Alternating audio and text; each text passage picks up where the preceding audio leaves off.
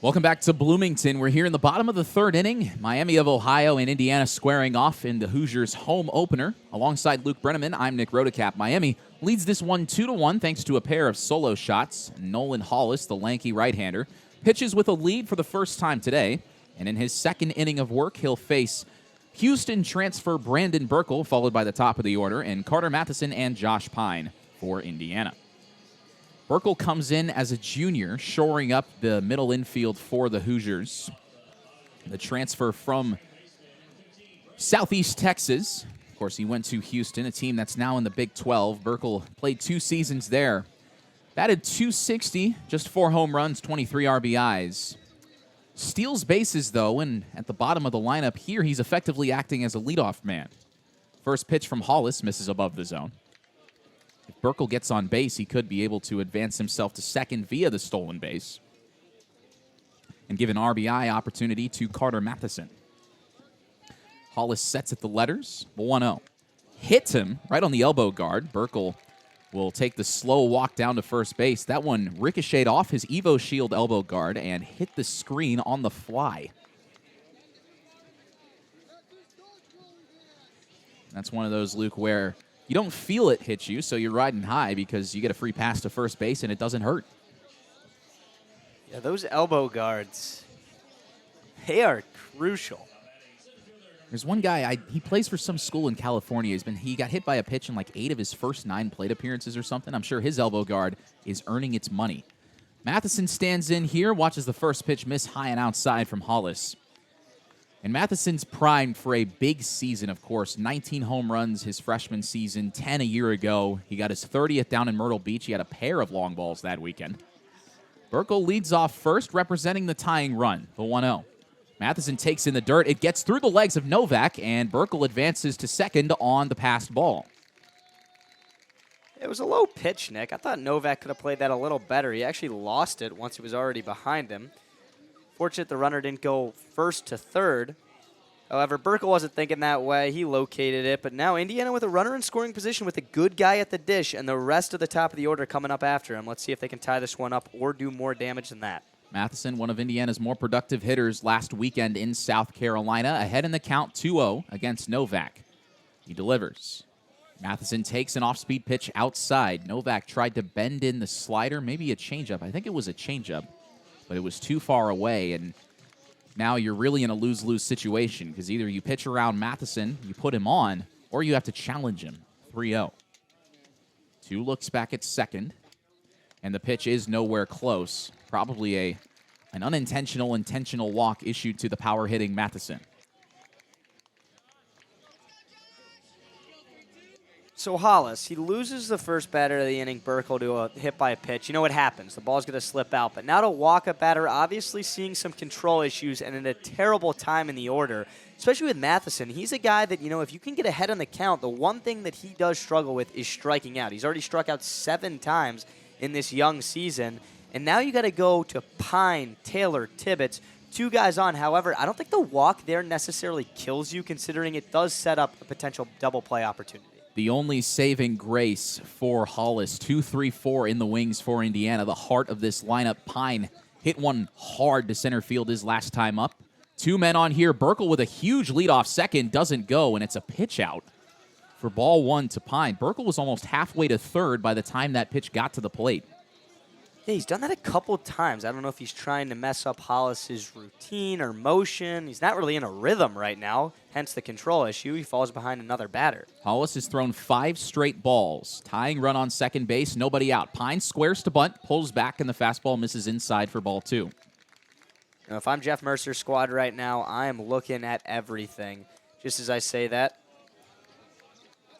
we're going to talk it over on the bump here for the Red Hawks. However, if Hollis isn't going to throw a strike, then I would make him throw a strike, Nick, because there's no need to not load the bases here on another walk and load the bases without a single hit so far in the inning. There's still nobody out.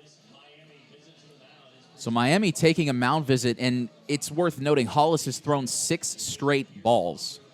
And in that at-bat to Matheson, the one pitch in the dirt got between the legs of Novak, but that pitch wasn't anywhere close. Neither was ball 4. It was in the other batter's box.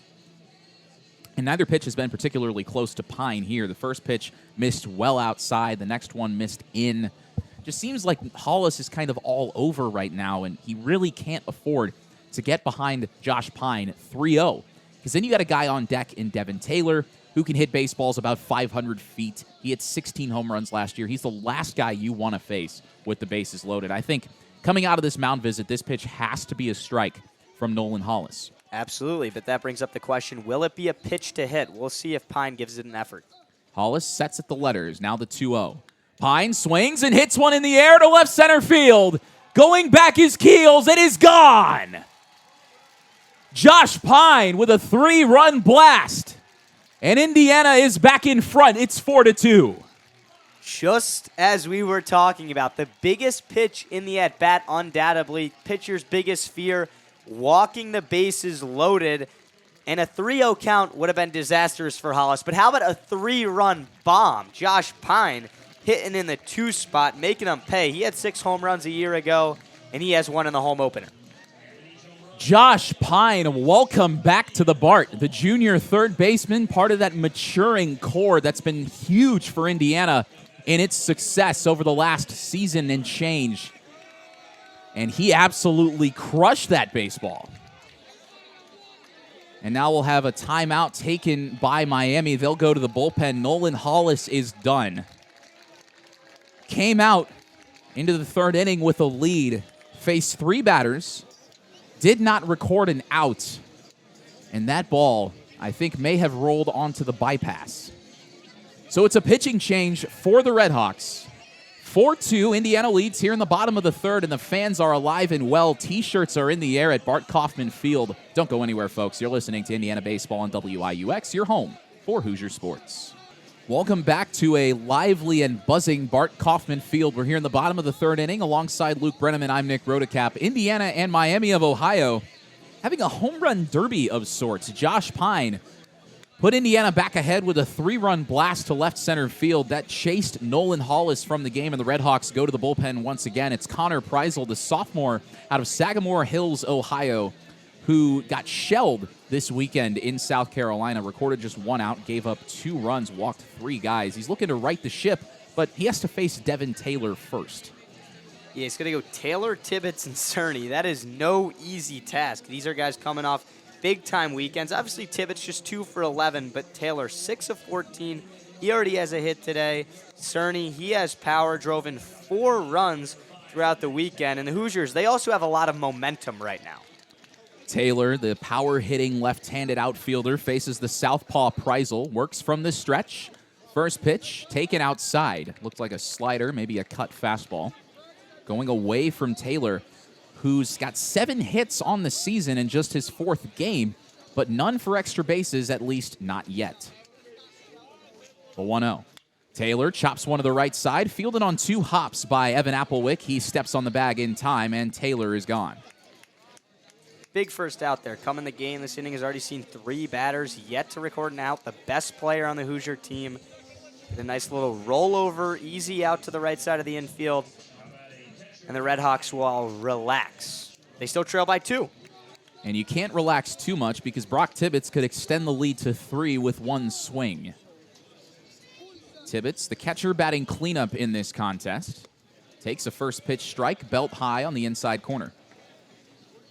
Preisel pitched against Indiana last year and was one of the only Miami pitchers to have success in that game where the Redhawks surrendered 13 runs while putting up just 5. Preisel faced 4 men, retired all of them, and he's ahead of Tibbetts 0-2 after Tibbetts waves and misses at a fastball. Nick, we're watching the current state of baseball. Home run, home run, home run. These guys have a ton of power. That's how you get recruited, and that's what's been on full display at the BART in the home opener. Preisel from the stretch, the 0-2. Tibbetts swings and misses at a fastball.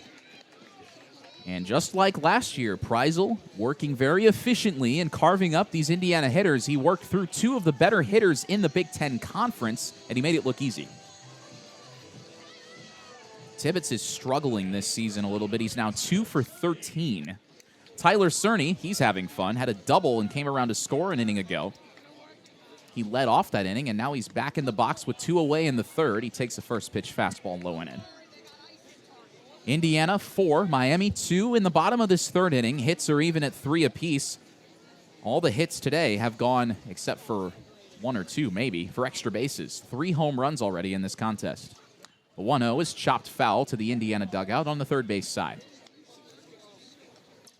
And Cerny flashed some slug a season ago as well. And we've talked about Devin Taylor quite a bit, but Cerny also had 10 home runs, which matched Carter Matheson's total.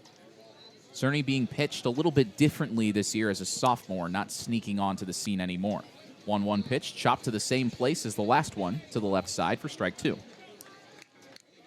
Preisel's commanding his stuff very well, both off-speed and fastball, finding the corners, not giving up any barrels, at least not yet. Looks really confident out there.